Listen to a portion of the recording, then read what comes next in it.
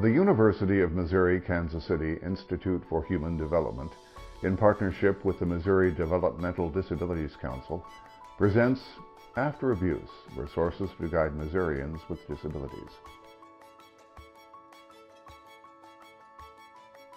Video 2 in the four-part series is Tell Someone, How People May Respond.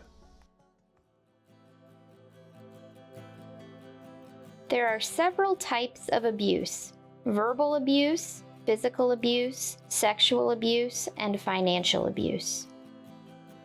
When abuse happens, an important decision you'll make is whether you want to tell others. When you tell someone, this is called disclosure. You may want to tell someone close to you, like a caregiver or friend that you trust, or you may want to report it to a hotline or to the police. If you disclose your abuse on a crisis support line, the person you talk to has been trained to be supportive and kind. Their job is to be a good listener. But sometimes people who aren't trained may respond in ways that are not helpful. Their responses may question if it really happened, what you were thinking or doing, or may make you feel like the abuse was your fault.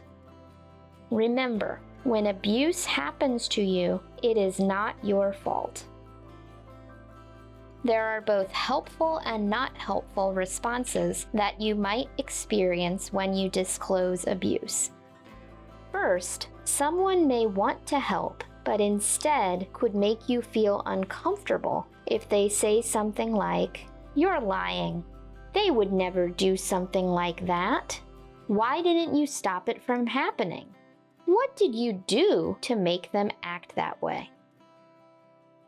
Helpful responses to your disclosure should sound something like this: "I'm sorry that happened to you.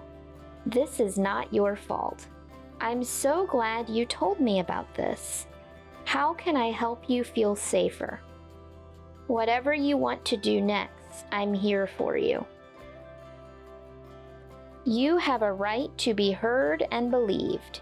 If you feel like the person you told is not helpful, you can always tell someone else. Don't give up. If you need to be heard, you keep looking. If you're feeling that a phone call you've made locally isn't working, somebody isn't listening to you locally, somebody in your personal life isn't listening to you to report it, keep talking. Keep telling your story. Somebody will eventually listen, so keep going. If one person says no and closes a door, don't give up. Find another door. You can find tools and resources to help you tell someone about your abuse at the website www.afterabusemoguide.com.